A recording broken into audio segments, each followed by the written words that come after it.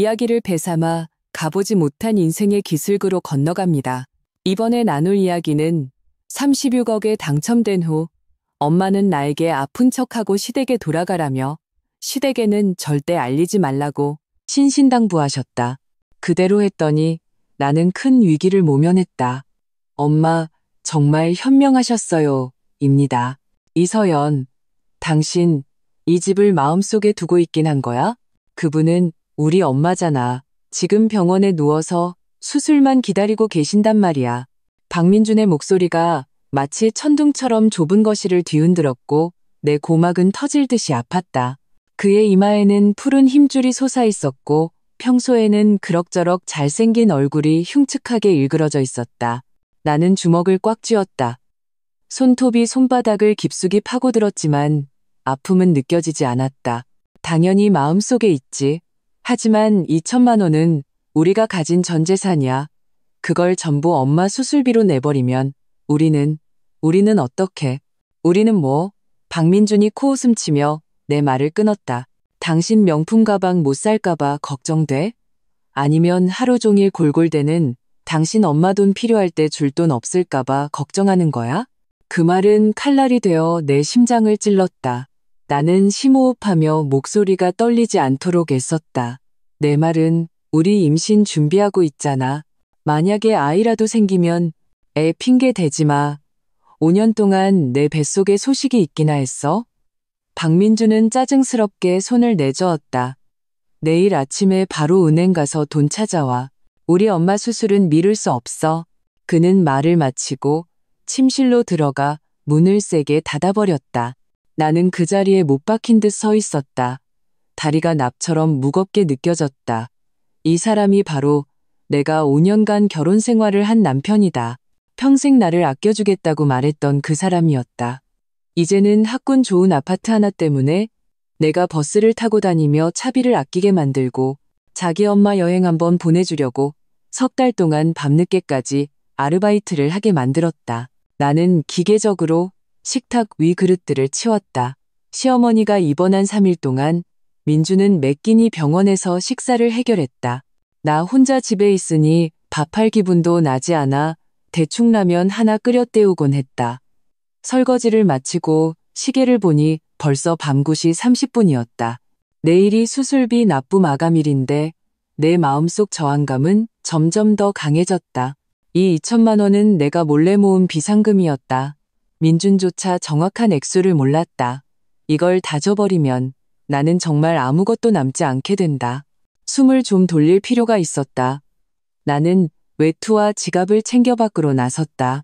초가을의 밤바람은 이미 서늘했다.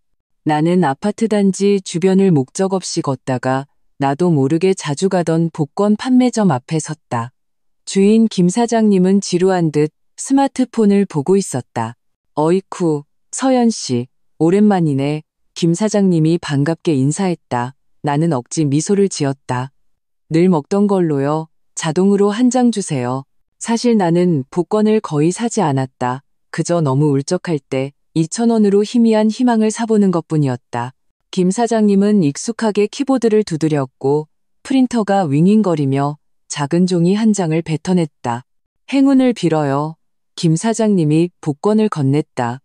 나는 번호도 보지 않고 지갑 구석에 쑤셔 넣었다. 이 복권도 과거 수십 장의 복권처럼 금세 휴지 조각이 될 것이다. 하지만 적어도 이 순간만큼은 나에게 꿈꿀 권리를 주었다. 복권 판매점을 나와 나는 심호흡하고 엄마에게 전화를 걸었다. 서연아, 이렇게 늦게 무슨 일이니? 엄마의 목소리에는 걱정이 묻어났다. 코끝이 찡해져 하마터면 울 뻔했지만 꾹 참았다. 아니에요. 그냥 엄마 생각나서요. 민준 씨 어머니가 수술하셔야 해서 2천만 원 정도 필요할 것 같아요. 전화기 저편에서 몇 초간 침묵이 흘렀다. 그리고 엄마가 조용히 말했다. 서연아, 엄마한테 노후 자금으로 3천만 원 둔 거 있어. 그거 먼저 가져다 써. 안 돼요. 나는 거의 소리치듯 말했다. 그건 엄마 목숨 같은 돈이잖아요. 전 못 받아요. 저 알아서 할 방법 있어요. 전화를 끊고 나는 길가 벤치에 한참을 앉아 있었다. 휴대폰 시간이 11시가 다 되어서야 자리에서 일어났다. 민주는 이미 잠들어 있었다. 나는 조심스럽게 씻고 침대 가장자리에 누워 최대한 그에게 닿지 않으려 했다. 어둠 속에서 천장을 응시하며 눈물이 소리 없이 흘러내렸다.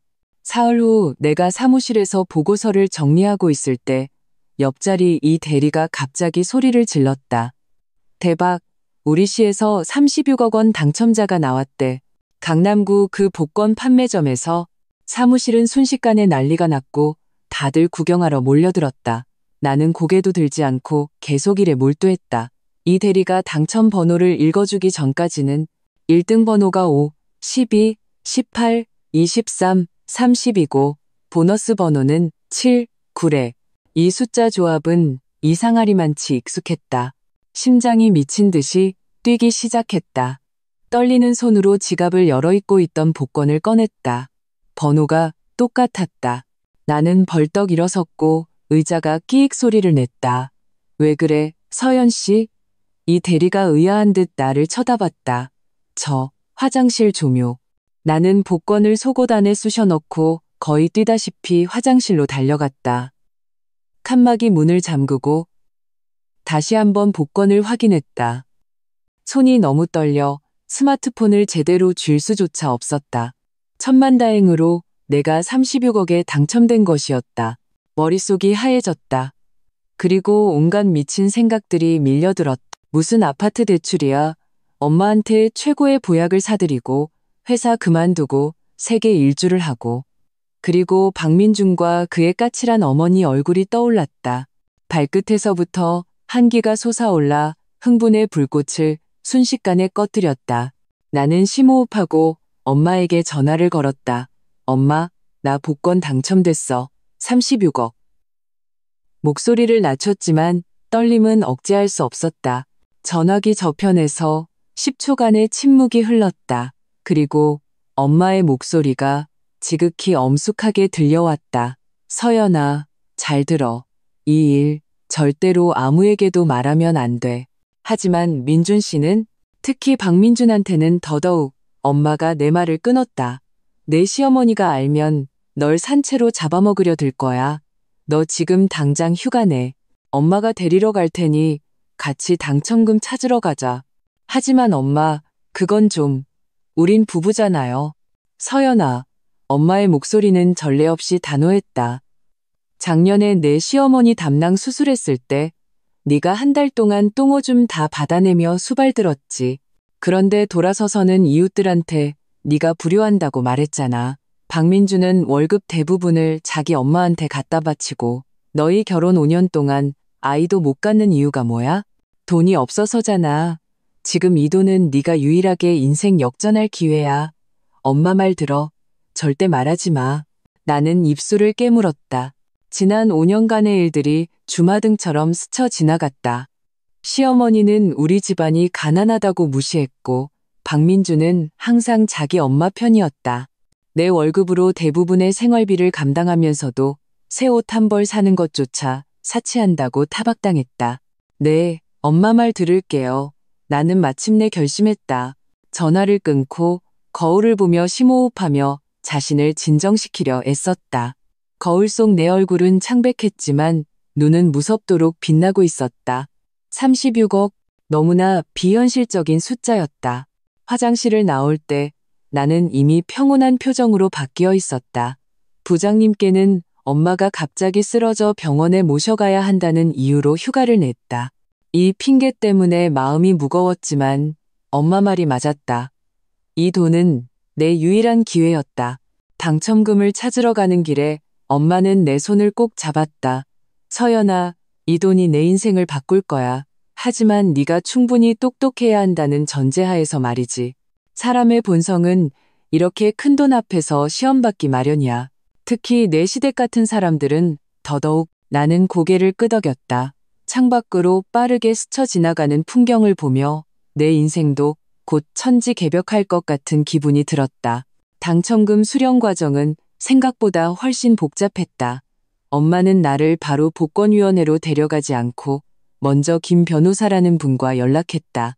김 변호사는 50대 초반으로 금태 안경을 썼고 말투는 느긋했지만 반박할 수 없는 권위가 느껴졌다. 이서연 씨, 만약 바로 당첨금을 수령하시면 이 돈은 부부 공동재산이 됩니다.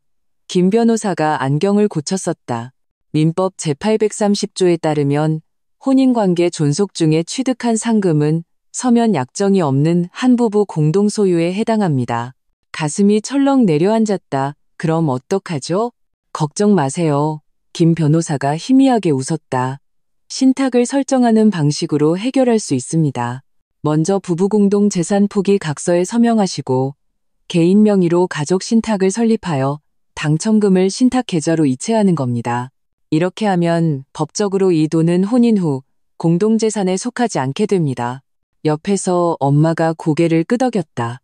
김 변호사님은 내 오랜 친구가 소개해준 분이야. 고액 자산가들의 자산 보호를 전문으로 하시는 분이지. 나는 반쯤 이해한 채로 수많은 서류에 서명했다. 그리고 마스크와 모자를 쓰고 김 변호사의 동행하에 당첨금 수령 절차를 마쳤다. 세금을 공제하고 실제 입금된 금액은 28억 8천만 원이었다.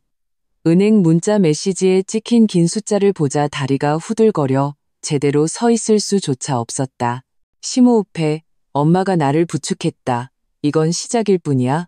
그 후 3일간 나는 김 변호사의 주선으로 재무설계사, 보험 전문가, 세무 전문가를 만났다. 그들은 나를 위해 복잡한 자산 구조를 설계해 주었다. 대부분의 자금은 역외 신탁에 두고 일부는 국내 여러 은행 계좌에 분산 예치했다.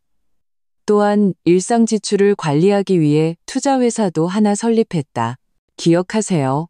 갑자기 생활 방식을 바꾸면 안 됩니다. 떠나기 전 김 변호사가 엄숙하게 당부했다. 사소한 소비 하나하나가 남편의 의심을 살 수 있습니다. 집으로 돌아오는 길에 엄마가 갑자기 물었다. 너 아직 민준이 사랑하니? 그 질문은 바늘처럼 내 마음을 찔렀다. 나는 차창 밖으로 스쳐 지나가는 풍경을 바라보며 5년 전 민준이 내게 청혼하던 모습을 떠올렸다. 그때 그의 눈에는 별이 있었고 평생 나에게 잘해주겠다고 말했다. 하지만 결혼 후 반년도 안 되어 시어머니가 함께 살기 시작하면서 모든 것이 변했다. 모르겠어요. 나는 나지막이 말했다. 하지만 그가 지금 이 돈을 가졌다면 첫 번째로 생각하는 사람은 절대 내가 아닐 거라는 건 알아요. 엄마는 한숨을 쉬고 더 이상 아무 말도 하지 않았다. 집에 돌아오니 저녁 7시였다. 민주는 소파에 앉아 TV를 보고 있었다. 내가 들어서는 것을 보고도 고개도 들지 않았다. 왜 이렇게 늦었어? 밥은? 어머니 몸이 안 좋으셔서 좀 보고 왔어요. 나는 가방을 내려놓고 주방으로 향했다. 지금 밥할게요. 됐어. 배달시켰어. 민준이 짜증스럽게 손을 저었다. 우리 엄마 내일 퇴원하시니까 네가 가서 모셔와. 나는 주먹을 꽉 쥐었다. 손톱이 또다시 손바닥 살을 파고들었다. 당첨된 지 사흘째 나는 이중첩자처럼 두 개의 세계를 살고 있었다. 한쪽에서는 수십억 자산을 쥔 신탁 위탁자, 다른 한쪽에서는 밥 한 끼 제대로 못하는 조강지처. 알았어. 나는 짧게 대답하고 위층으로 올라가 옷을 갈아입었다. 욕실에서 거울 속 나를 응시했다. 갑자기 내가 너무나 낯설게 느껴졌다. 거울 속 인물의 눈에는 엄청난 비밀이 숨겨져 있었지만 입꼬리는 순종적인 곡선을 그려야 했다. 나는 수도꼭지를 틀어 찬물로 세수를 했다. 저녁 식사 때 민주는 밥을 먹으며 회사 프로젝트가 너무 빡빡하고 클라이언트가 너무 까다롭다고 불평했다. 이 거지 같은 회사 진짜 다니기 싫다. 그는 밥을 뒤적이며 말했다. 맨날 열받고 버는 건 쥐꼬리만 하고. 가슴이 철렁했다. 나는 아무렇지 않은 척 물었다. 그럼 돈 많아지면 뭐 하고 싶은데? 민준의 눈이 빛났다. 당장 사표 내야지. 우리 엄마 모시고 세계 일주하고 정원 딸린 집 사드리고. 그는 잠시 멈칫하다 덧붙였다. 물론 장모님한테도 보약 같은 거 좀 사드리고. 내 마음은 점점 가라앉았다. 그의 꿈 목록에서 나는 맨 마지막 순서였다. 당신은 돈 많아지면 뭐 할 건데? 민준이 무심코 물었다.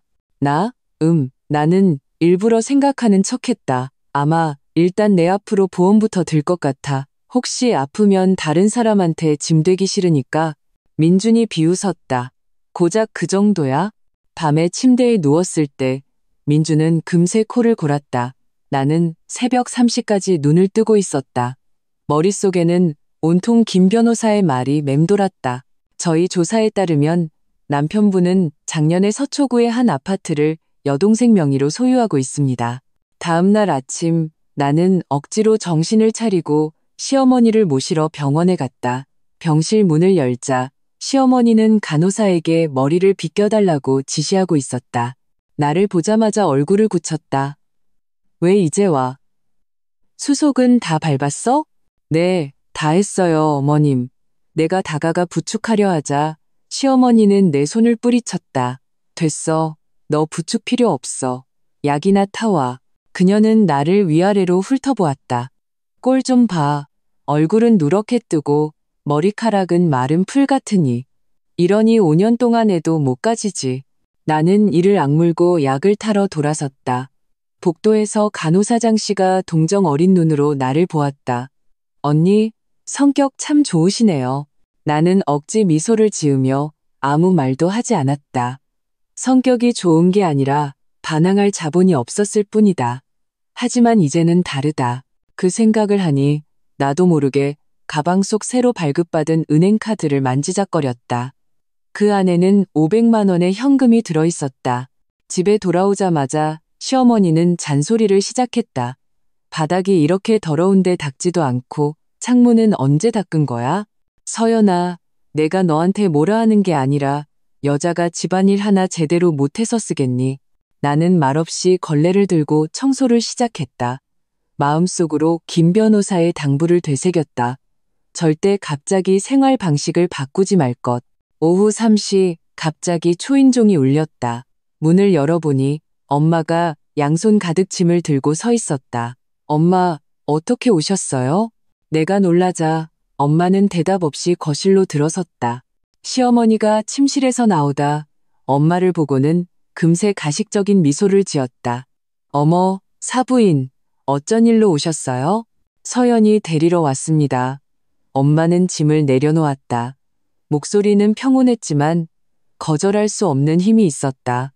제가 폐암 초기 진단을 받아서요. 돌봐줄 사람이 필요합니다. 내 손에 들려있던 걸레가 퍽 소리를 내며 바닥에 떨어졌다. 폐암이라고요? 엄마, 언제요? 뭐라고요? 시어머니가 과장되게 눈을 크게 떴다. 그럼 빨리 치료해야죠. 근데 서연이가 가면 집안일은 누가 돌봐요? 도우미를 부를 겁니다.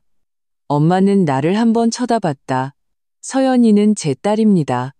이럴 때일수록 제 곁에 있어야죠. 민준이 퇴근하고 돌아와 이 사실을 듣자마자 반대했다. 안 돼요. 우리 엄마도 막 퇴원하셔서 돌봐줄 사람이 필요해요. 그럼 번갈아 가면서 하죠. 엄마는 이미 준비했다는 듯 말했다. 일주일에 7일 중 서연이는 나흘은 우리 집에, 사흘은 여기로 돌아오는 걸로요. 2시간의 격렬한 논쟁 끝에 결국 이 타협안이 받아들여졌다. 밤에 짐을 쌀 때 민주는 어두운 얼굴로 문가에 서 있었다. 장모님, 참 타이밍 좋게 아프시네. 옷을 개던 내 손이 멈칫했다. 무슨 뜻이야? 아무것도 아니야. 민준이 코웃음 쳤다. 그냥 이상해서. 어떻게 갑자기 폐암이래? 나는 심호흡했다. 민준 씨, 우리 엄마야. 알았어. 가봐. 그는 짜증스럽게 손을 저었다. 일주일에 사흘은 꼭 돌아오는 거 잊지 마. 엄마 차에 올라타서야 나는 참지 못하고 물었다. 엄마, 진짜야, 가짜야? 엄마는 차에 시동을 걸며 말했다. 가짜지. 하지만 이게 널 그 집에서 잠시나마 벗어나게 할 유일한 방법이야. 우리에겐 다음 단계를 계획할 시간이 필요해. 백미러로 점점 멀어지는 집을 보며 나는 이상한 예감에 사로잡혔다.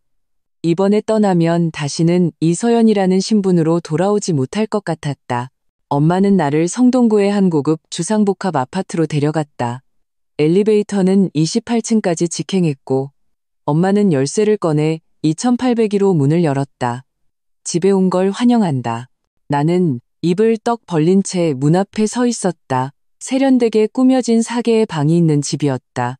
넓은 거실은 큰 발코니와 연결되어 있었고 멀리 도시의 야경이 한눈에 들어왔다. 이거 신탁 자금으로 산 거예요? 여기에 회사 명의로 등기했어. 엄마는 문을 닫았다. 오늘부터 여기가 우리의 비밀기지야. 나는 몽유병 환자처럼 방들을 둘러보았다. 안방에는 독립된 드레스룸과 욕실이 있었고 주방에는 온갖 최신 기기들이 갖춰져 있었다. 서재에는 심지어 금융재테크 관련 책 몇 권이 놓여 있었다. 나 여기 못 살아요. 나는 갑자기 정신이 들었다. 너무 사치스러워요. 민준 씨가 의심할 거예요. 바보 같은 소리. 엄마가 나를 안쳤다. 물론 계속 여기서 살라는 게 아니야. 여긴 예비 기지고. 평소에는 민준이네 집으로 돌아가서 예전처럼 행동해야지. 하지만 적어도 네가 쉴 수 있는 곳이 생긴 거잖아. 그날 밤 나는 안방에 2m짜리 넓은 침대에 누워 뒤척였다. 일어나 발코니로 나가니 도시의 불빛이 온통 눈에 들어왔다. 사흘 전만 해도 나는 2천만 원 수술비 때문에 전전긍긍하는 주부였는데 지금 나는 수십억 자산을 가졌으면서도 모든 것이 평소와 같은 척해야 했다. 휴대폰이 갑자기 진동했다. 민준의 문자였다. 내일 돌아와서 밥하는 거 잊지 마. 엄마가 갈치조림 드시고 싶대. 나는 화면을 쳐다보다가 갑자기 웃음이 터졌다. 웃다 보니 눈물이 흘러내렸다. 엄마의 새 아파트로 이사한 후 내 삶은 2개의 평행세계로 나뉜 듯했다. 친정에서는 부자로 사는 법을 배우기 시작했다. 엄마는 나를 위해 개인 재테크 수업을 등록해 주셨고 일주일에 2번씩 왕 선생님이라는 베테랑 재무설계사가 방문 수업을 했다. 자산 배분의 핵심은 위험 분산입니다. 왕 선생님이 안경을 고쳐 썼다. 현재 고객님의 신탁 자금 중 60%는 고정 수익 상품에 30%는 우량주에 10%는 유동 자금으로 운용하고 있습니다. 나는 갓 입학한 초등학생처럼 열심히 필기했다. 이런 용어들은 내게 외계어 같았지만 빨리 익혀야 한다는 것을 알았다. 이것이 내 인생의 2번째 기회였으니까. 또한 점차 실물 자산을 구축하시는 것을 추천합니다. 왕 선생님이 말을 이었다. 예를 들어 핵심 상권의 부동산이나 금과 같은 실물 자산 말이죠. 그 후 엄마는 나를 시내의 한 조용하고 고급스러운 프라이빗 클럽으로 데려갔다. 두꺼운 원목 문을 열자 다른 세계가 펼쳐졌다. 크리스탈 샹들리에 아래 품위 있게 차려입은 여성 몇 명이 차를 마시고 있었다. 우리가 들어서자 미소 지으며 고개를 끄덕였다. 이쪽은 주 사모님, 이쪽은 이 은행장님 사모님이셔. 엄마가 한 명씩 소개해 주었다. 다들 우리 북클럽 겸 재테크 클럽 멤버들이야. 나는 어색하게 인사하며 손에 땀이 찼다. 몸짓 하나하나에서 우아함과 자신감이 묻어나는 이 여성들은 내가 평소에 마주치던 마트 계산원이나 아파트 부녀회 아주머니들과는 완전히 다른 종족이었다. 긴장 풀어요. 주 사모님이 다정하게 나를 안쳤다. 처음엔 다 그래. 나도 20년 전에 시골에서 올라왔을 때 커피도 마실 줄 몰랐다니까. 그들은 내게 와인 감별법, 보석 고르는 법, 명품 진품 구별법 등을 친절하게 가르쳐 주었다. 그날 오후 나는 동화 속에 뛰어든 신데렐라처럼 두려우면서도 흥분되었다. 그러나 일주일의 사흘, 민준의 집으로 돌아가면 나는 다시 그 순종적인 이서연으로 변해야 했다. 이 갈치조림은 왜 이렇게 짜? 시어머니가 미간을 찌푸리며 젓가락을 내려놓았다. 날 고혈압으로 죽일 셈이야. 뭐야? 죄송해요, 어머님. 다음엔 주의할게요. 나는 고개를 숙이고 밥을 먹으며 반박하지 않았다. 민주는 스마트폰을 보며 밥을 먹다가 고개도 들지 않고 말했다. 내일 내 사촌 동생 결혼식인데 축의금 100만 원 준비해. 내 젓가락이 멈칫했다. 100만 원? 지난번에 동료 결혼식엔 10만 원 냈잖아. 그거랑 같아? 민준이 짜증스럽게 내 말을 끊었다. 내 사촌 동생한테 100만 원도 적은 거야. 나는 입술을 깨물고 아무 말도 하지 않았다.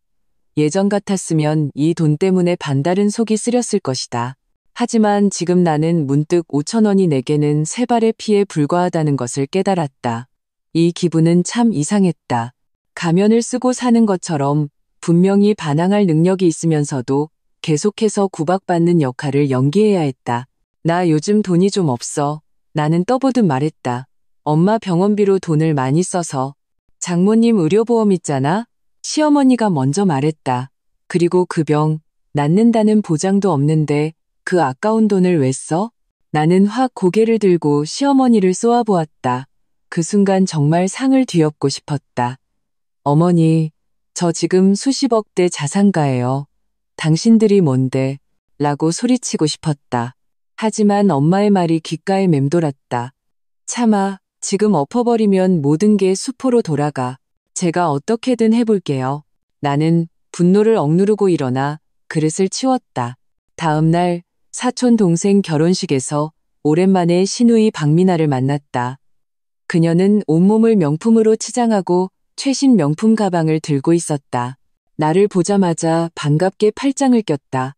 새언니, 오랜만이에요. 나는 조금 놀랐다. 미나는 항상 나를 무시했는데 오늘따라 왜 이렇게 친절하지? 사부인 편찮으시다는 얘기 들었어요. 심각하세요? 미나가 걱정스럽게 물었다. 의사 소개해 드릴까요? 저 대학병원 전문의 몇 분 알아요. 고마워. 아직은 괜찮아. 나는 예의상 웃어 보였다. 피로연 내내 미나는 내 옆에 붙어 앉아 엄마의 병세와 치료비에 대해 계속 캐물었다. 점차 나는 그녀의 속내를 알아차렸다. 우리 집에 돈이 얼마나 남았는지 알고 싶어 하는 것이었다. 새언니, 요즘 얼굴 좋아 보이시네요? 미나가 갑자기 화제를 돌렸다. 이 옷 새로 산 거죠? 비싸 보이는데. 가슴이 철렁했다. 오늘 입은 옷은 새로 산 페라가모 원피스로 할인해서 300만 원이 넘었다. 지금의 내게는 아무것도 아니지만 과거의 이서연에게는 절대적인 사치품이었다. 인터넷 쇼핑몰에서 산 보세 옷이야. 10만 원 좀 넘게 줬어. 나는 태연하게 거짓말을 했다. 알잖아. 우리 엄마 아프셔서 옷 살 돈이 어디 있겠어. 미나는 반신반의하며 나를 훑어보더니 더는 아무 말도 하지 않았다. 하지만 나는 그녀가 의심하기 시작했다는 것을 알았다. 집으로 돌아오는 길에 민준이 갑자기 물었다. 장모님 사시던 그 낡은 아파트 얼마나 해? 가슴이 철렁 내려앉았다. 그건 왜 물어? 그냥. 민준은 앞만 보고 말했다. 내 동료가 학군 좋은 집 알아본다는데 장모님 집이 명문 초등학교 학군이라며. 팔 생각 없어. 나는 짧게 대답했다. 밤에 나는 욕실에 숨어 엄마에게 전화를 걸어 오늘 있었던 일을 말했다. 엄마는 잠시 침묵하더니 말했다. 미나는 은행에서 일하잖아. 돈에 민감할 거야. 앞으로는 헌옷만 입고 가. 티내지 마. 알았어요. 나는 한숨을 쉬었다. 참, 오늘 갑자기 정희한테서 연락 왔어. 오랜만에 보자고. 정희는 내 대학 동기였다. 졸업 후 연락이 뜸해졌고 최근 2년 동안은 거의 왕래가 없었다. 갑자기 연락을? 엄마가 예리하게 물었다. 걔, 네가 당첨된 거 아니? 당연히 모르죠. 나는 목소리를 낮췄다. 근데 걔 남편이 사업하는데 요즘 좀 어려운가 봐요. 만나지 마. 엄마가 단호하게 말했다. 당첨 소식은 언젠가 퍼져나갈 거야. 아는 사람이 적을수록 좋아. 전화를 끊고 정희의 SNS를 보니 최근 친구끼리는 서로 도와야 한다는 내용의 글을 여러 개 올린 것을 발견했다. 모든 것이 이해되었다. 침실로 돌아오니 민주는 이미 코를 골고 있었다. 나는 조심스럽게 옷장 깊숙한 곳에서 5년 된 낡은 잠옷을 꺼내 입었다.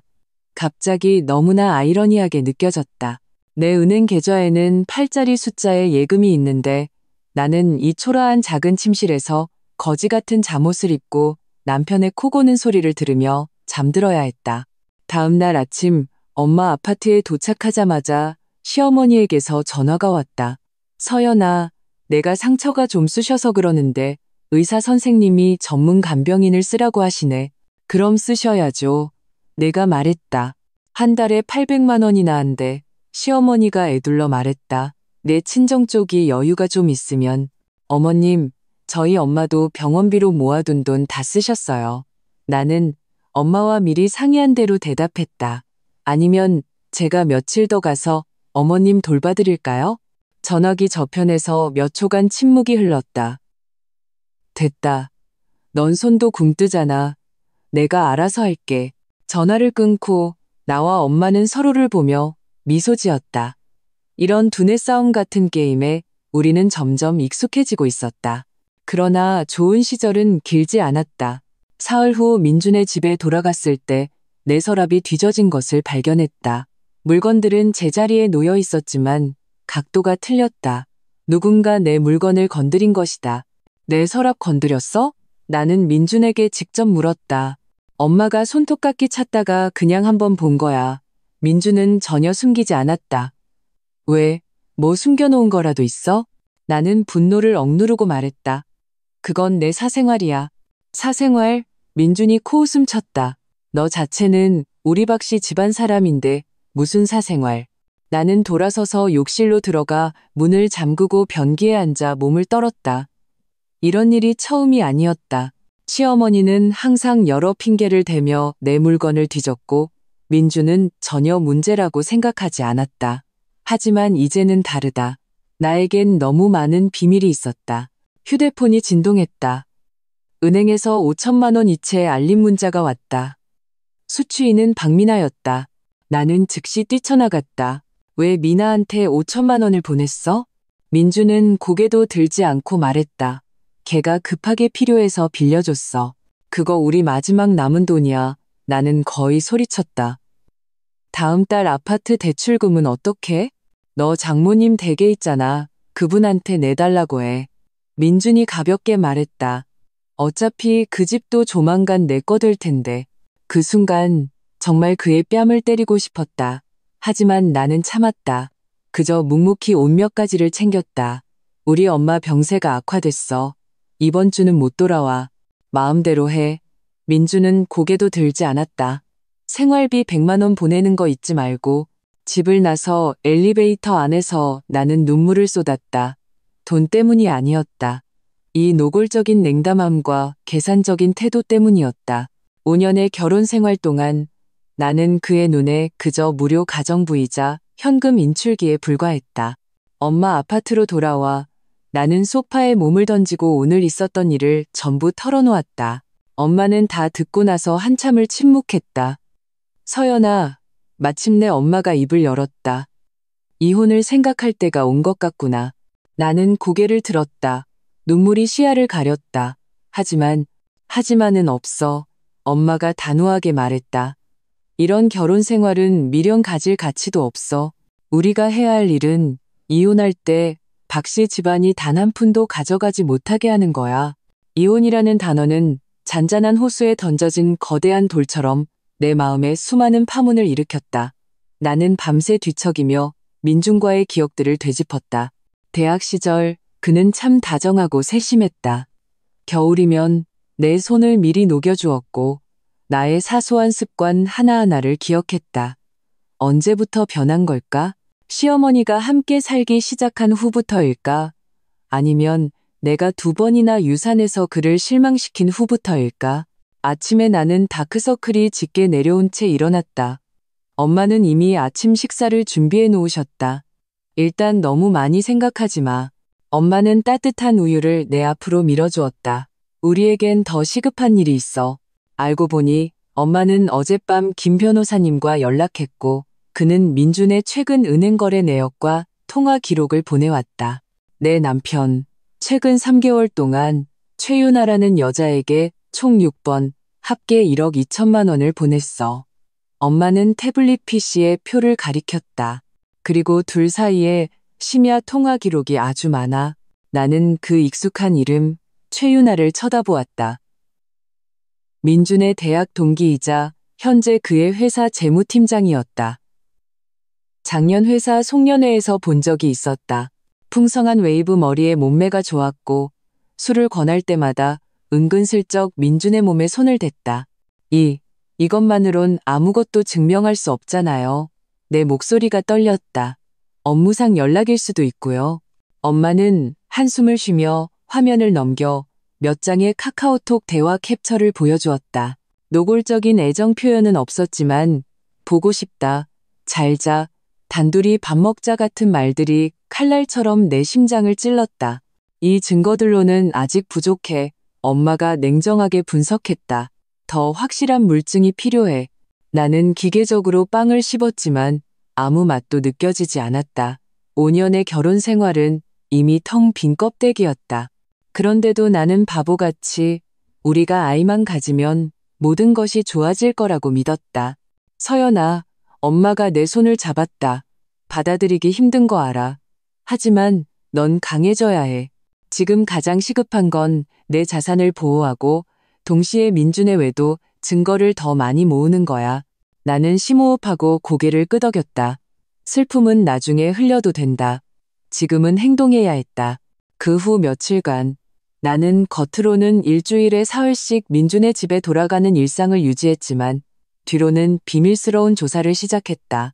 초소형 카메라를 사서 작은 방 알람 시계에 설치했다.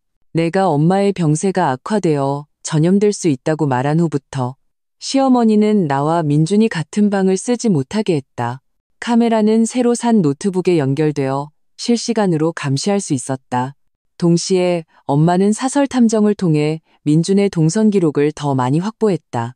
알고 보니 그가 매주 수요일에 야근한다고 했던 날들은 모두 최윤아와 호텔에 간 것이었고 회사 워크숍이라고 불평하던 주말에는 사실 최윤아를 데리고 근교로 여행을 간 것이었다.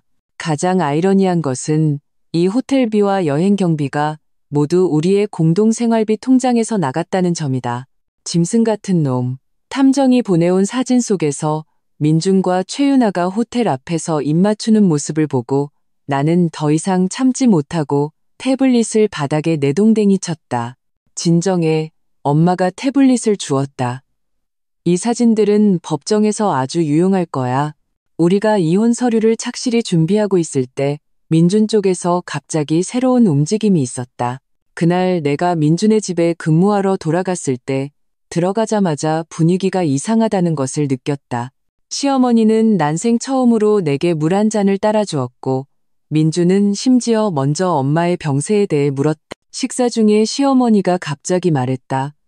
서연아, 내 엄마 그 낡은 아파트 말이야. 팔 생각은 없으셔? 내 젓가락이 멈칫했다. 왜 그걸 물으세요?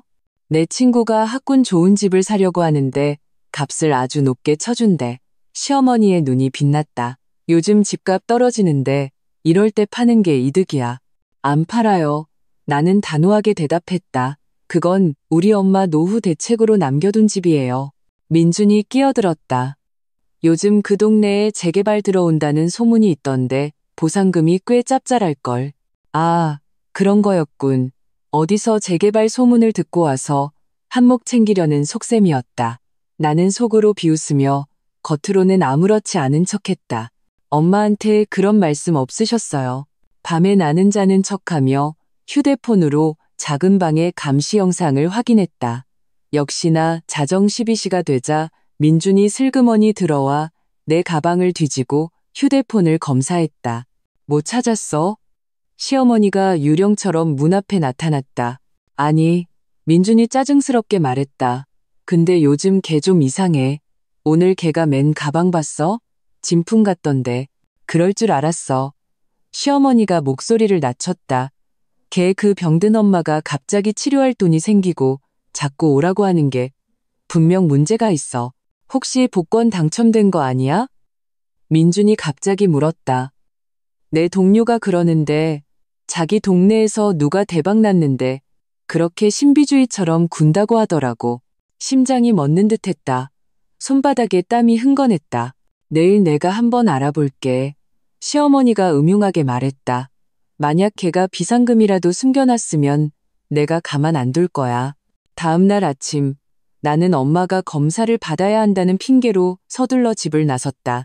택시에 타자마자 엄마에게 전화했다. 그 사람들이 의심하기 시작했어요. 제가 복권 당첨된 거 아니냐고 추측하고 있어요. 전화기 저편에서 몇 초간 침묵이 흘렀다. 예상보다 빠르네. 서연아, 이제 플랜 B를 가동할 때야. 플랜 B는 엄마와 김 변호사님이 미리 준비해둔 아픈 척하기 시나리오였다. 의사 친구의 도움으로 나는 장기 요양이 필요한 심각한 허리디스크 진단서를 받을 수 있었다. 이렇게 하면 넌 명분 있게 집을 나와서 박 씨 집안과의 접촉을 줄일 수 있어. 엄마가 설명했다. 동시에 다음 이혼 절차를 준비하는 거지. 나는 이를 악물었다. 좋아요. 그렇게 해요. 그날 오후 나는 엄마가 연락해둔 병원으로 가서 여러 검사를 받았다. 오 박사라는 의사는 매우 협조적이었다. 실제 검사 결과에 병세를 약간 과장하여 절대 안정이 필요한 한 달짜리 진단서를 발급해 주었다. 이론적으로 허리 디스크는 실제로 안정이 필요합니다. 오 박사가 안경을 고쳤었다. 이 진단서는 완전히 합법적이고 어떤 검증도 견딜 수 있습니다. 저녁에 나는 진단서를 가지고 민준의 집으로 돌아갔다. 들어가자마자 허리를 부여잡고 고통스러운 척했다. 왜 그래? 민준이 미간을 찌푸리며 물었다. 오늘 검사했는데 의사 선생님이 심각한 허리 디스크라고 하셨어. 나는 힘없이 진단서를 건넸다. 한 달 동안 누워서 쉬어야 한대. 아무것도 못하고. 민준은 진단서를 훑어보더니 얼굴이 굳어졌다. 그럼 집안일은 어떻게? 우리 엄마는 누가 돌봐? 의사 선생님이 친정에서 요양하라고 권하셨어. 나는 미리 준비한 대로 말했다. 우리 엄마 댁에는 간병용 침대도 있고 엄마가 쓰시는 간병인분이 나도 같이 돌봐주실 수 있대. 안 돼. 시어머니가 갑자기 방에서 뛰쳐나왔다. 네가 가면 누가 밥하고 누가 청소해? 나는 고개를 숙이고 더 작은 목소리로 말했다. 의사 선생님이 제때 치료 안 하면 마비될 수도 있대요. 마비라는 단어는 확실히 위력이 있었다. 민준과 시어머니는 눈빛을 교환했다. 그럼 치료비는 누가 내? 민준이 가장 궁금한 것을 물었다. 의료보험으로 일부 처리되고 나머지는 나는 일부러 망설였다. 엄마가 그러시는데 만기되는 정기예금이 하나 있으시대. 나는 민준의 눈이 빛나는 것을 보았다. 돈은 항상 박 씨 집안의 최고 관심사였다. 알았어. 그가 마지못해 동의했다. 대신 집에 매달 생활비로 100만 원씩 보내. 엄마도 시간제 도우미 써야 하고 나도 밖에서 자주 사 먹어야 하니까. 100만 원. 나는 하마터면 비웃을 뻔했다. 예전 같았으면 내 2달치 월급에 해당하는 돈이었다. 하지만 지금은 노력해 볼게. 나는 힘든 척했다. 우리 엄마도 치료비가 많이 들어가서. 그렇게 정해. 민준이 못을 박았다. 짐 싸. 내일 내가 데려다 줄게. 그날 밤 나는 역겨움을 참으며 민준과 한 침대에서 잤다.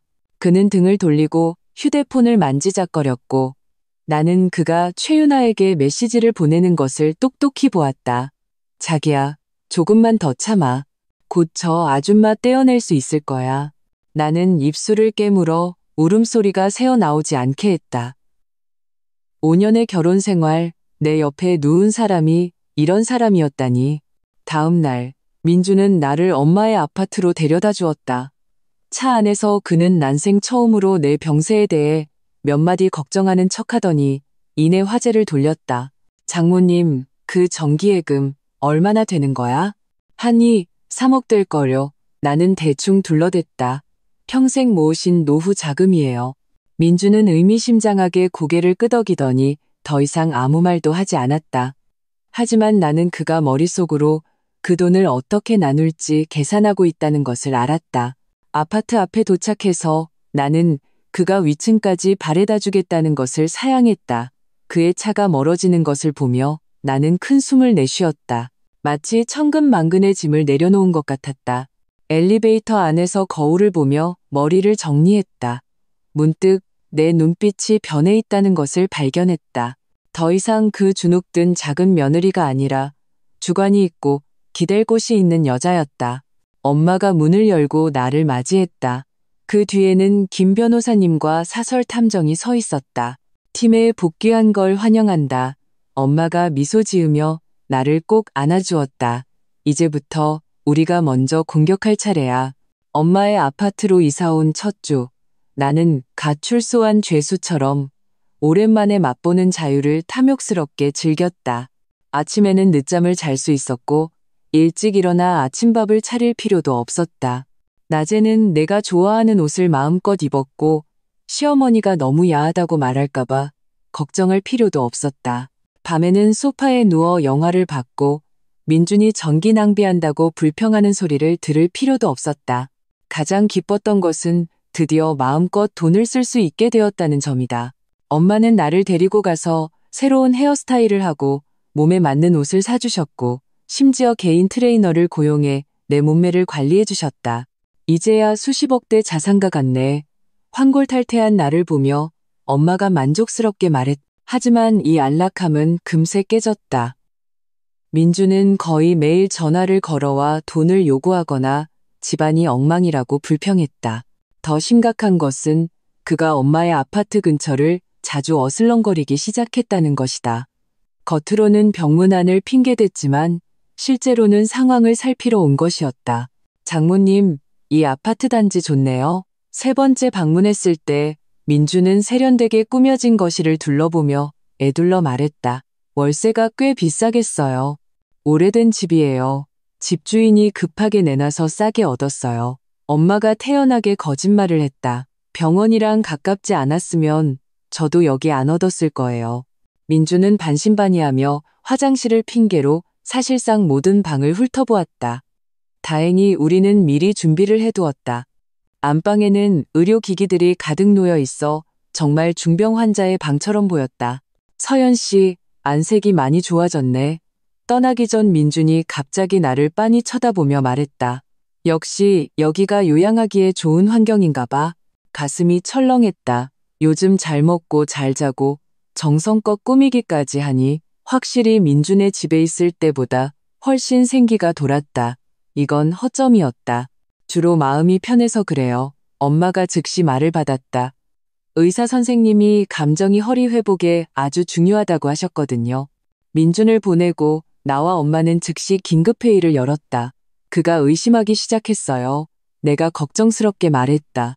이러다간 조만간 들통날 거예요. 엄마는 잠시 생각하더니 말했다. 접촉을 줄일 때가 됐어. 오 박사님 말씀으로는 내 병세가 절대 안정 및 면회금지가 필요한 수준으로 악화될 수 있대. 그래서 다음 날 나는 민준에게 장문의 메시지를 보내 의사의 새로운 진단을 전했다. 내 허리 문제가 예상보다 심각해서 완전한 안정이 필요하며 영구적인 손상을 막기 위해 모든 방문객의 면회를 금지해야 한다고. 그럼 생활비는? 민준이 즉시 답장했다. 나는 비웃으며 50만 원을 보내주었다. 우선 이거부터 써. 엄마 예금은 아직 만기가 안 됐어. 돈을 받자 민주는 더 이상 귀찮게 굴지 않았다.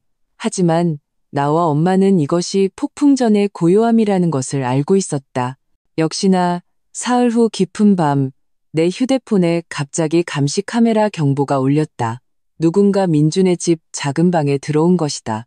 영상을 켜보니 민준과 한 여자가 내 침대 위에서 뒹굴고 있었다. 그 여자는 다름 아닌 최유나였다. 그들은 내 침대에서 관계를 가질 뿐만 아니라 일이 끝난 후에는 어떻게 하면 나를 빨리 내쫓을 수 있을지에 대해 거리낌 없이 의논했다. 자기야, 내 와이프 병은 언제쯤 나아? 나 빨리 이사 오고 싶단 말이야. 최유나가 교태를 부렸다. 곧 민준이 담배에 불을 붙였다. 의사가 수술해야 할 수도 있대. 성공률은 50%고 만약 실패하면 어쩌면 마비될지도 모르지. 어머, 그럼 평생 걔를 돌봐야 하는 거 아니야? 최유나가 소리쳤다. 걱정 마. 민준이 비웃었다. 정말 그렇게 되면 걔가 스스로 이혼하게 만들 방법은 얼마든지 있어. 나는 온몸이 떨려 휴대폰을 제대로 잡을 수조차 없었다. 5년간 한 침대에서 잔 사람이 이토록 악독한 줄은 몰랐다. 엄마가 소리를 듣고 달려와 감시 영상을 본 후 즉시 사설탐정이 실장에게 전화했다. 지금부터 박민준 24시간 감시 시작해요. 그의 모든 은행 거래 내역, 통화 기록, 동선 보고서 다 필요해요. 그날 밤 나는 완전히 잠을 설쳤다. 새벽 3시 나는 인생에서 가장 중대한 결정을 내렸다. 이혼할 것이다. 그리고 박민준에게 대가를 치르게 할 것이다. 다음 날 김 변호사님이 이혼 계획을 가지고 찾아왔다. 그의 제안에 따라 우리는 세 단계로 움직이기로 했다. 첫째, 민준의 외도와 재산 은닉 증거를 더 많이 모은다. 둘째, 피해자 신분으로 이혼 소송을 제기하여 재산 보전 신청을 한다. 셋째, 법정에서 모든 증거를 제시하여 민준이 단 한 푼도 받지 못하게 한다. 민법 제840조에 따르면 김 변호사님이 안경을 고쳤었다. 배우자의 부정한 행위나 기타 혼인을 계속하기 어려운 중대한 사유가 있을 경우 유책 배우자에게 위자료를 청구할 수 있습니다. 박민준 씨의 행위는 이미 부정한 행위에 해당합니다. 그것만으론 부족해요. 엄마가 고개를 저었다. 그가 외도했을 뿐만 아니라 부부 공동 재산을 빼돌리려 했다는 더 확실한 증거가 필요해요. 그 후 며칠간 나는 냉혹한 탐정처럼 민준의 죄증을 차분히 수집했다. 사설 탐정은 그와 최윤아가 여러 차례 호텔에 드나드는 사진을 찍었고 은행 거래 내역에서는 그가 최윤아에게 약 2억 원을 송금한 사실이 드러났다. 가장 치명적인 것은 우리가 그의 회사 감사 보고서를 입수했다는 점이다. 그는 직위를 이용하여 약 5억 원의 공금을 횡령하여 도박했었다. 이 정도면 그를 감옥에 보낼 수 있습니다. 김 변호사님이 두툼한 증거 서류를 보며 만족스럽게 말했다. 그러나 우리가 법원에 이혼 소송을 제기하기 바로 전날 예상치 못한 일이 벌어졌다. 박민아가 갑자기 내게 카카오톡으로 동영상 하나를 보내왔다.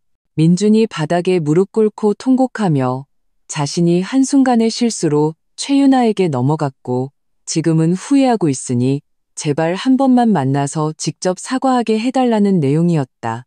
새언니, 오빠가 잘못했다고 빌어요. 미나가 음성 메시지를 보냈다. 새언니가 돌아오기만 하면 뭐든지 다 하겠대요. 어머님도 앞으로 두 분 일에 절대 간섭 안 하신다고 약속하셨어요. 나는 비웃으며 휴대폰을 엄마에게 건넸다. 그들이 뭘 알아챈 걸까요? 엄마는 잠시 생각하더니 말했다. 아마 재개발 소문 때문일 거야. 내가 알아봤는데 내 엄마 옛날 집 그 동네가 진짜 재개발에 들어간대. 보상금이 상당할 거야. 그들은 그 돈이 내 엄마 손에 있다고 생각하고 널 되찾으려는 거지. 역시나 곧이어 민준이 직접 전화를 걸어왔다. 목소리가 흐느꼈다. 서연아, 내가 잘못했어.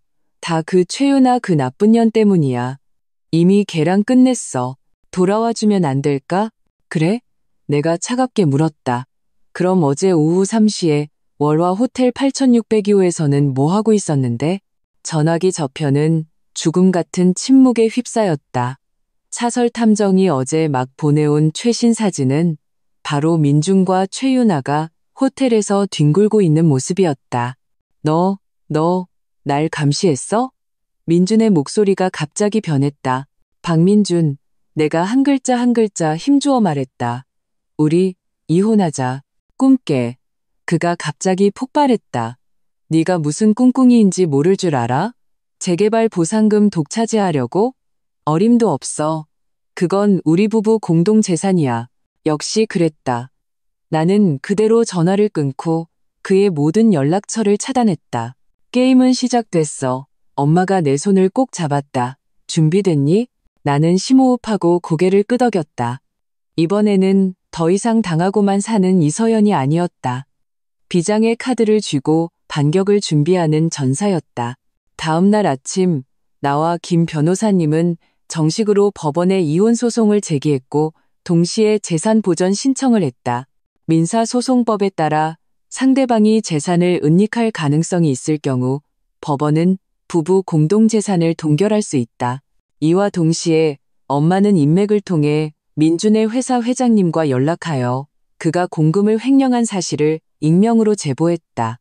폭풍아, 더 거세게 불어라. 법원 문을 나설 때 나는 푸른 하늘을 올려다보며 처음으로 진정한 자유를 느꼈다.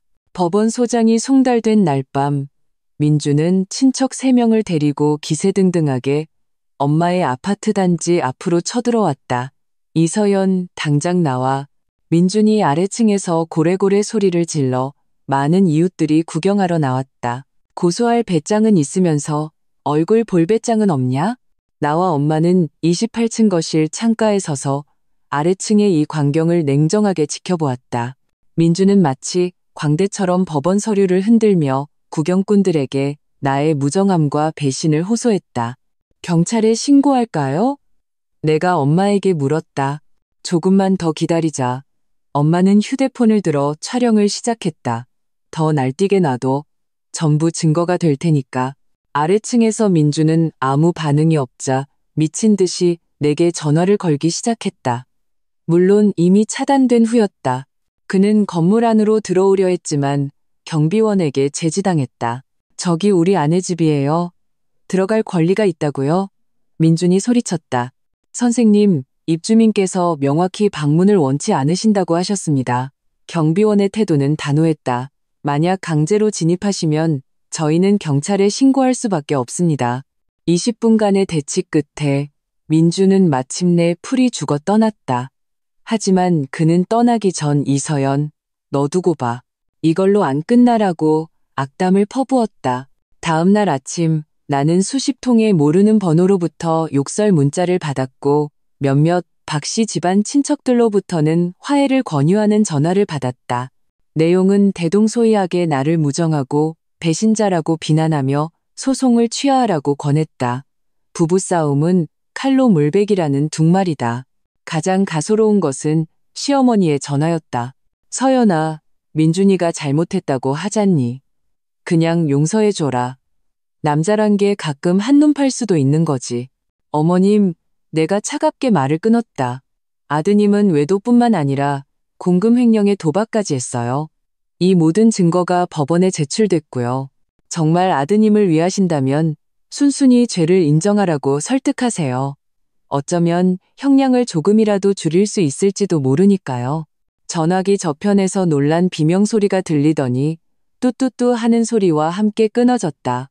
나는 시어머니의 얼굴이 하얗게 질렸을 모습을 상상할 수 있었다. 그러나 박씨 집안의 반격은 예상보다 더 빠르고 악랄했다.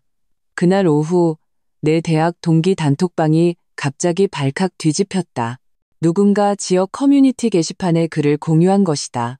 현대판 악녀, 모여성 30억대 복권 당첨 후 조강지쳐 버리려 음모 꾸며 실명은 거론되지 않았지만 세부 묘사가 명백히 나를 가리키고 있었다.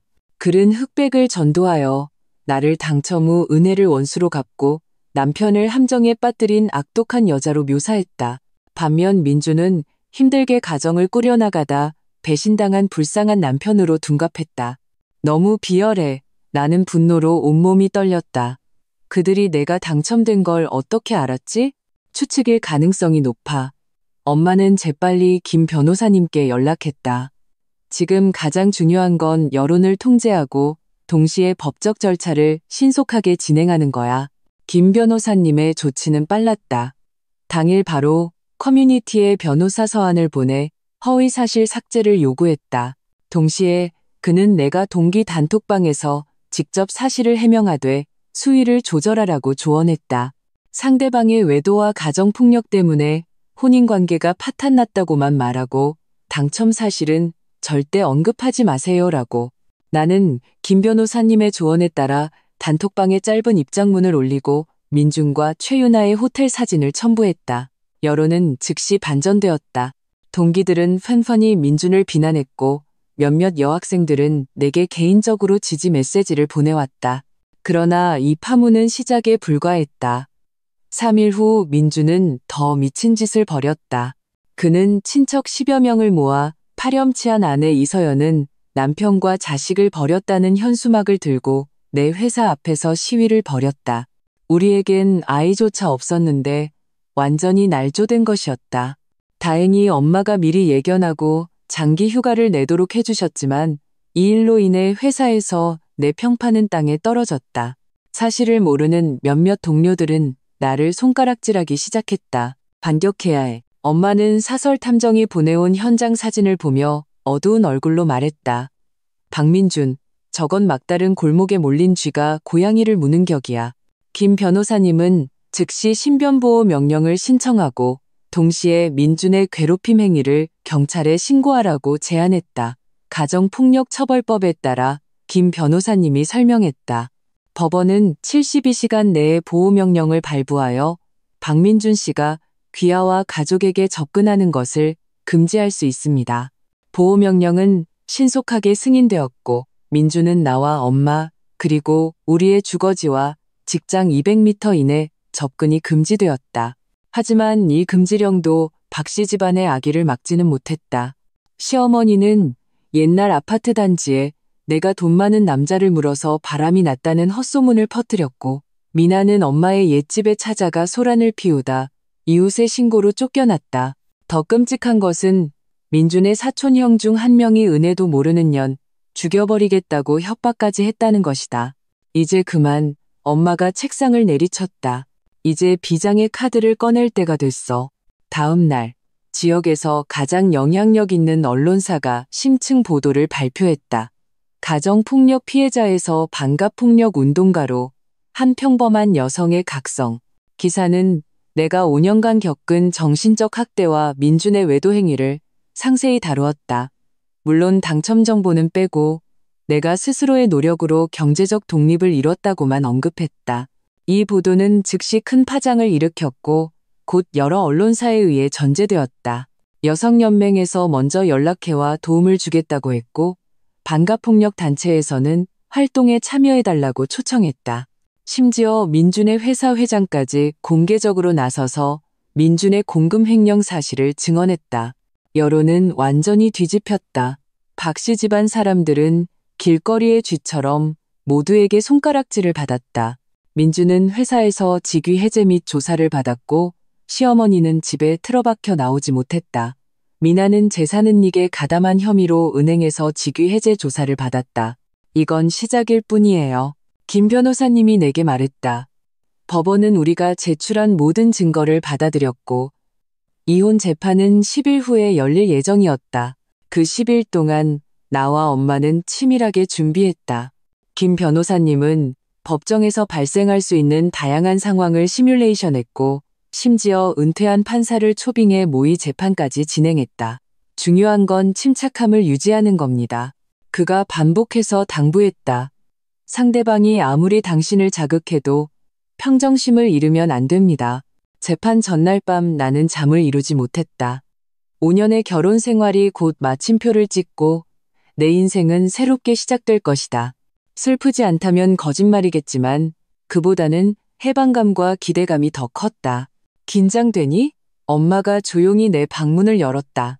나는 고개를 저었다. 그냥 아이러니해요. 5년 동안 민준 씨가 지금처럼 저를 중요하게 생각한 적이 없었거든요. 어떤 사람들은 잃고 나서야 소중함을 알지.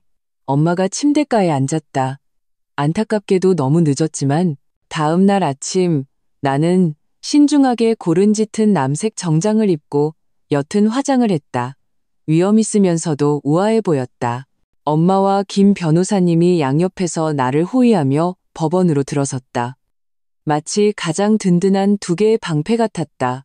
민준 쪽에서는 대여섯 명의 친척이 와서 진을 치고 있었다.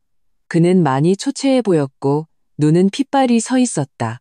나를 보자 원망 섞인 눈빛이 스쳐 지나갔다. 피고는 부부 공동재산을 은닉하고 가정폭력 행위가 있었던 것으로 보입니다. 원고 측에서 충분한 증거를 제출했습니다. 판사가 사건 서류를 넘기며 말했다. 재판은 3시간 동안 계속되었다. 김 변호사님은 조리 있게 민준의 여러 과실을 진술했고 사진, 은행 거래 내역, 통화 기록 등 철저한 증거를 제시했다. 민준의 변호사가 몇 차례 반박을 시도했지만 모두 판사에게 기각당했다. 가장 극적인 장면은 증인신문에서 나왔다. 김 변호사님이 민준의 공금 횡령 증거를 제시하자 민준이 갑자기 벌떡 일어나 내 코를 가리키며 소리쳤다. 이 나쁜 년, 날 감시했어? 그 돈은 내가 받아야 할 돈이야. 내가 널 5년이나 먹여 살렸다고. 법원 경위들이 즉시 그를 제압했고 판사는 법봉을 두드리며 피고에게 법정 질서를 지키라고 경고했다. 재판장님, 김 변호사님이 평온하게 말했다. 제 의뢰인의 신변이 위협받고 있습니다. 당일 선고를 요청합니다. 판사는 합의 후 당일 판결을 선고했다. 이혼을 허가한다. 부부 공동 재산 중 원고의 몫은 전부 반환하고 피고는 중대한 과실이 있으므로 원고에게 위자료 1억 원을 지급하라. 또한 판사가 엄숙하게 말했다. 피고의 공금 횡령 혐의에 대해서는 본법원에서 관련 증거를 수사기관에 이송하여 처리하도록 하겠다. 민주는 잿빛 얼굴이 되었고 시어머니는 방청석에서 통곡했다. 미나는 마치 내가 이 모든 일의 원흉인 것처럼 나를 사납게 쏘아보았다. 법정을 나오자 햇살이 눈부시게 쏟아졌다. 나는 심호흡을 했다. 어깨 위에 천근만근 짐이 드디어 내려진 기분이었다. 자유를 되찾은 걸 축하해. 엄마가 나를 크게 안아주었다. 김 변호사님도 미소 지으며 축하했다. 재판은 순조로웠습니다. 박민준 씨의 공금 횡령이 확정되면 최소 3년형은 받을 겁니다. 나는 고개를 끄덕였지만 마음속에는 생각만큼의 희열이 없었다. 5년의 청춘을 이런 소동과 맞바꾼 것이 과연 가치 있는 일이었을까? 너무 많이 생각하지 마. 엄마가 내 마음을 꿰뚫어 본 듯 말했다. 이건 끝이 아니라 새로운 시작이야. 그래, 새로운 시작. 나는 푸른 하늘을 올려다보았다. 처음으로 미래가 무한한 가능성으로 가득 차 있다고 느꼈다. 이혼 판결 후의 나날들은 긴 꿈만 같았다. 나는 정식으로 엄마의 그 넓은 아파트로 이사했고 영앤리치 싱글로 사는 법을 배우기 시작했다. 김 변호사님이 설립해준 투자회사는 순조롭게 운영되었고 매달 안정적인 수익이 들어왔다. 엄마는 내게 집안일과 가사도우미 관리법을 가르쳐 주셨고 나는 꼿꼿이 다도 금융관리 수업에 등록하며 텅 빈 시간을 채워나갔다. 겉으로 보기에 내 삶은 화려했지만 밤이 깊어지면 나는 여전히 악몽에서 깨어나곤 했다. 꿈에서 민준이 내 목을 조르며 돈을 요구했고 시어머니가 입에 담지 못할 욕설을 퍼부었으며 법정에서 박씨 집안 친척들이 원망스러운 눈빛으로 나를 쳐다보았다. 정상적인 외상 후 스트레스 반응입니다. 심리 상담사가 내게 말했다. 이 나쁜 기억들을 덮으려면 시간과 새로운 삶의 경험이 필요해요. 새로운 삶의 경험은 예상보다 빨리 찾아왔다. 이혼 한 달 후 나는 낯선 번호로 전화를 받았다. 이서연 씨 되시죠? 상대방의 목소리는 정중했다. 저는 도시여성 매거진의 윤 기자라고 합니다. 현대 여성의 독립을 주제로 인터뷰를 요청드리고 싶어서요.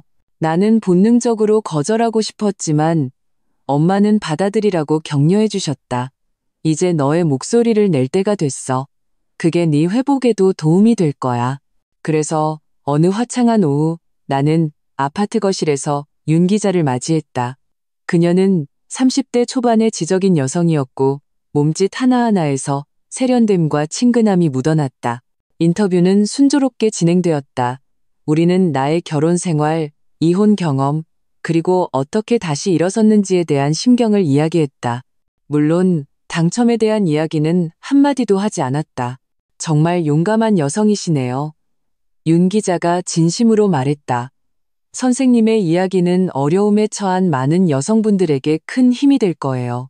떠나기 전 그녀는 잠시 망설이다. 명함 한 장을 건넸다. 사실 저도 선배님 후배예요. 동기 단톡방에서 그 사진들 봤을 때 박민준 씨가 선배님께 그렇게 할 줄은 정말 몰랐어요. 대학 다닐 때 그는 정말 다정하고 세심한 사람이었잖아요. 나는 쓴웃음을 지었다. 사람은 변하더라고요. 특히 그의 어머니가 함께 살기 시작한 후부터요.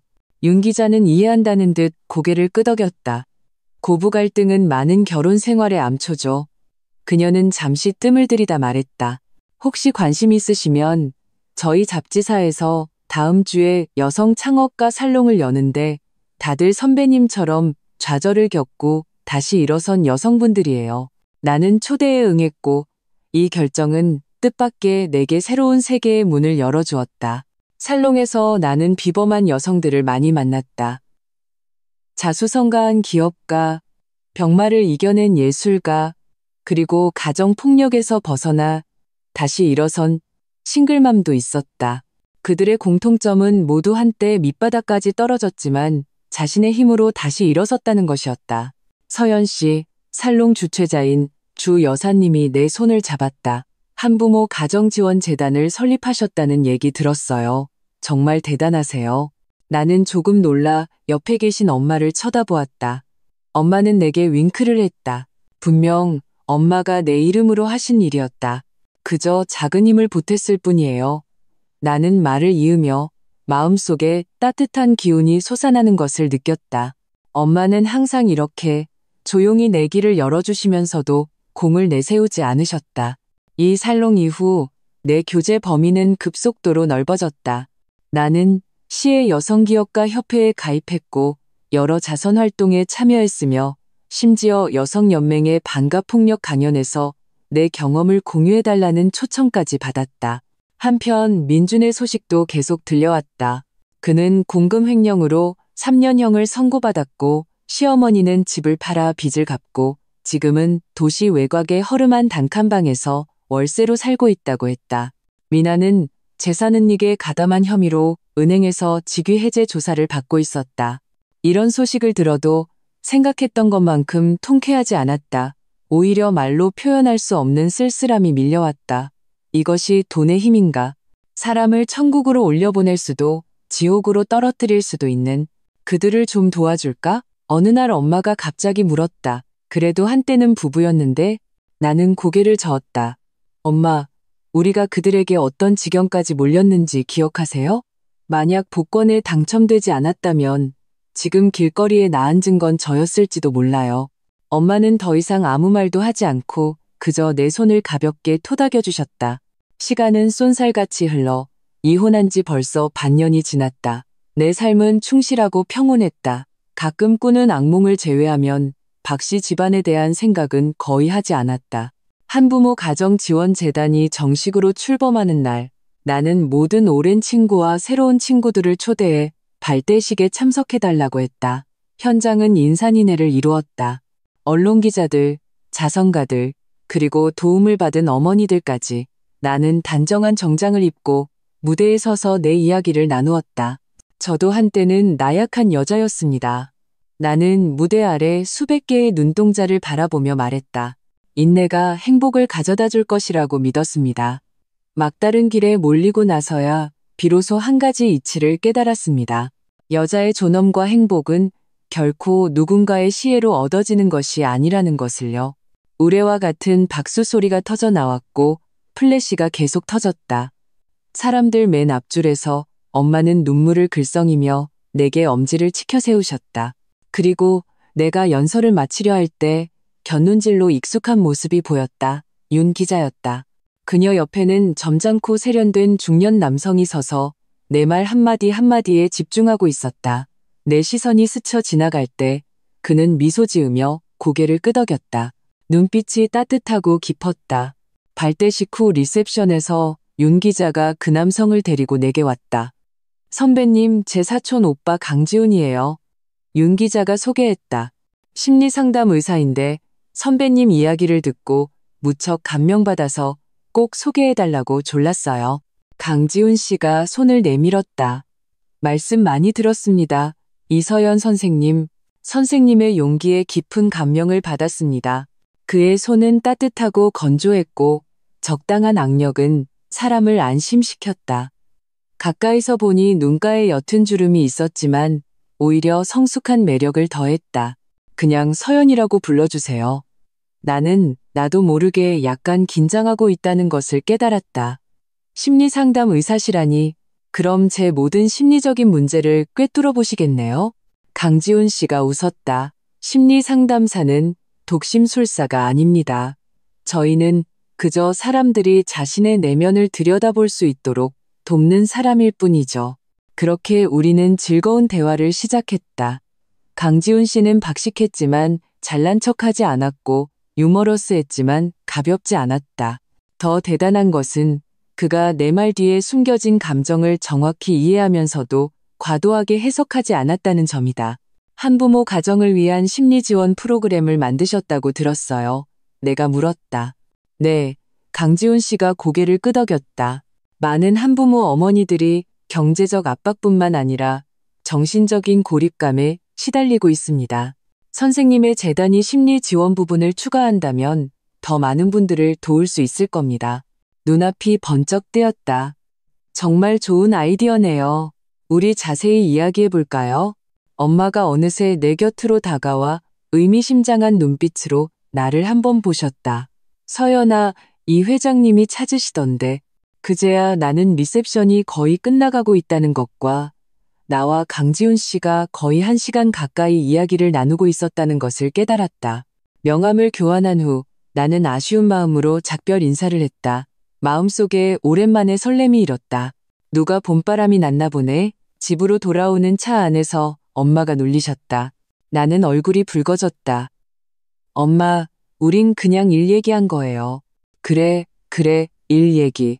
엄마가 웃으며 고개를 저었다. 그래도 이 강지훈이라는 사람 정말 괜찮아 보이네. 박민준보다 100배는 낫다. 민준 얘기가 나오자 우리는 모두 침묵했다. 그 결혼 생활이 내게 남긴 그림자는 어쩌면 영원히 완전히 지워지지 않을지도 모른다. 하지만 지금 적어도 나는 빛의 흔적을 보았다. 3일 후 나는 강지훈 씨와 심리지원 프로젝트에 대해 자세히 논의하기 위해 약속을 잡았다. 우리는 카페에서 오후 내내 이야기를 나누었다. 프로젝트 계획부터 인생의 이상, 업무 경험부터 개인적인 취미까지. 솔직히 말씀드리면 작별할 때 강지훈 씨가 갑자기 말했다. 지수윤 기자가 저를 선배님께 소개해 준 건 사실 사심이 있었어요. 가슴이 철렁했다. 무슨 사심이요? 제가 평생 독신으로 늙을까봐 걱정했거든요. 강지훈 씨가 장난스럽게 윙크했다. 하지만 지금은 지수에게 고마워해야겠어요. 선배님을 알게 되어 정말 영광이니까요. 내 얼굴이 또 붉어졌다. 40대 남자가 윙크하며 애교를 부리는데 전혀 어색하지 않고 오히려 반전 매력이 있었다. 그렇게 나와 강지훈 씨는 정식으로 협력하기 시작했고 동시에 조심스럽게 서로를 탐색하기 시작했다. 일주일에 한 번이던 프로젝트 회의는 점차 일주일에 2번, 3번으로 늘어났고 결국 거의 매일 만나는 사이로 발전했다. 엄마는 이 모든 것을 지켜보며 마음속으로 기뻐하셨다. 이혼 후 엄마는 내가 이렇게 생기 넘치는 모습을 처음 보셨다. 그러나 나와 강지훈 씨의 관계가 한 단계 더 나아가려 할 때 뜻밖의 소식이 평온을 깨뜨렸다. 박민준이 조기 출소했다는 것이다. 그가 교도소에서 모범수로 지내 감형을 받았다고 했다. 하지만 걱정 마세요. 김 변호사님이 전화로 말했다. 그가 감히 당신을 괴롭히지는 못할 겁니다. 나는 입으로는 알았다고 대답했지만 마음속으로는 불안했다. 박민준이 어떤 사람인지 나는 너무 잘 알았다.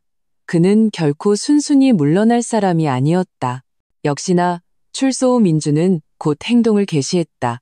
그는 먼저 언론에 연락해 자신이 한순간의 실수로 잘못했고 이미 뉘우쳤다며 동정을 구했다. 그리고는 여성연맹에 찾아가 울며불며 나를 한 번만 만나 직접 사과하게 해달라고 호소했다. 가장 역겨운 것은 그가 어디서 내가 재단을 설립했다는 소식을 들었는지 자신도 지원을 신청했다는 것이다. 이유는 아내의 함정에 빠져 모든 것을 잃었다는 것이었다. 신경 쓰지 마세요. 강지훈 씨가 이 사실을 알고 나를 위로했다. 그런 사람은 하수구의 쥐와 같아서 빛을 보지 못해요. 당신이 신경 쓸수록 더 날뛸 거예요. 나는 고개를 끄덕이고 억지로 일과 생활에 집중하려 했다. 하지만 마음 깊은 곳에서는 민준이 그렇게 쉽게 나를 놓아주지 않을 것이라는 불길한 예감이 계속되었다. 예감은 곧 현실이 되었다. 어느 비 오는 밤 나는 혼자 차를 몰고 집으로 가고 있었다. 백미러로 오토바이 한 대가 계속 따라오는 것을 발견했다. 코너를 돌 때 그 오토바이가 갑자기 속도를 내어 내 차 앞으로 끼어들며 멈춰 세웠다. 이서연. 운전자가 헬멧을 벗자 민준의 흉측한 얼굴이 드러났다. 오랜만이네. 수십억대 재벌 만화님. 나는 즉시 차문을 잠그고 휴대폰을 꺼내 경찰에 신고했다. 민준은 내가 창문을 열지 않자 미친 듯이 내 차문을 발로 찼다. 이 나쁜 년. 내 인생을 망쳐놓고 이제 와서 고상한 척해? 그 36억 없었으면 네가 뭔데? 36억. 그가 마침내 그 말을 입에 담았다. 심장이 북처럼 울렸다. 나는 떨리는 손가락으로 녹화 버튼을 눌렀다. 내가 당첨된 거 어떻게 알았어? 나는 일부러 물었다. 숨길 수 있을 줄 알았어? 민준이 비웃었다. 최유나 사촌 언니가 복권위원회에서 일해. 진작에 다 알아봤. 내 그 교활한 엄마만 아니었으면 그 돈의 절반은 내 거였어. 아, 그랬구나. 나는 계속해서 말을 유도했다. 그래서 그 후에 나한테 잘해준 게 돈 때문이었어? 그럼 아니겠냐? 민준이 비웃었다. 너 같은 여자, 돈 아니었으면 내가 진작에 이혼했지. 경찰 사이렌 소리가 멀리서부터 가까워졌다. 민준은 욕을 한마디 내뱉고 오토바이에 올라타 도망치려 했다. 떠나기 전 그는 아그른하게 한마디를 던졌다. 이걸로 안 끝나. 내가 온 세상에 네가 어떤 년인지 다 알려줄 테니까. 경찰이 조서를 작성했지만 민준은 이미 도망친 후였다. 실질적인 피해가 없었기 때문에 경찰은 사건을 접수하는 것밖에 할 수 없었다. 집으로 돌아와 나는 녹화 영상을 엄마와 강지훈 씨에게 보여주었다. 엄마는 분노로 온몸을 떨었다. 이 짐승 같은 놈, 널 미행까지 하다니. 강지훈 씨는 더 침착했다. 이 녹화 영상은 아주 가치가 있습니다. 그가 당신을 괴롭히고 재산을 노렸다는 사실을 입증하니까요. 즉시 새로운 접근 금지 명령을 신청하는 것이 좋겠습니다. 그날 밤 강지훈 씨는 민준이 다시 와서 소란을 피울까봐 밤새도록 집을 지켜주겠다고 했다. 엄마는 뜻밖에도 반대하지 않으시고 그저 의미심장한 눈빛으로 나를 한번 보시더니 방으로 들어가셨다. 무서워하지 마세요. 강지훈 씨가 내게 따뜻한 우유 한 잔을 따라 주었다. 제가 있으니 그가 당신을 해치지 못할 거예요. 나는 따뜻한 컵을 들고 갑자기 눈물을 쏟았다. 지난 반년 동안 쌓였던 스트레스, 공포, 그리고 억울함이 이 순간 모두 터져 나왔다. 강지훈 씨가 나를 가볍게 안아주었다. 마치 놀란 아이를 달래듯 내 등을 토닥여 주었다. 울어요. 울고 나면 좀 나아질 거예요. 입이 오는 밤, 나와 강지훈 씨의 관계는 미묘한 변화를 맞았다. 그는 더 이상 나의 사업 파트너가 아니라 의지할 수 있는 어깨가 되었다. 다음 날, 김 변호사님이 우리를 위해 긴급 신변보호 명령을 신청했고, 민주는 나와 내 가족 500m 이내 접근이 금지되었다. 동시에 우리는 어젯밤의 녹화 영상을 경찰에 제공했다. 민주는 협박 혐의로 다시 수배되었다. 그는 당분간 모습을 드러내지 못할 겁니다. 김 변호사님이 말했다. 하지만 안전을 위해 보디가드를 고용하는 것이 좋겠습니다. 강지훈 씨가 자청했다. 그 전까지는 제가 서연 씨 곁에 있겠습니다.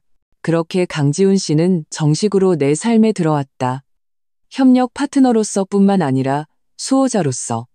우리는 함께 일하고 함께 행사에 참여했다. 그는 심지어 우리 아파트 단지 다른 동으로 이사 오기까지 했다. 언제든지 나를 돌볼 수 있도록. 민주는 역시 자취를 감추었다. 한 달 후 경찰이 다른 지방의 한 공사 현장에서 그를 체포했다. 당시 그는 건축 자재를 훔치고 있었다고 한다. 이번에는 최소 반년은 갇혀 있을 겁니다. 사건 담당 경찰관이 내게 말했다.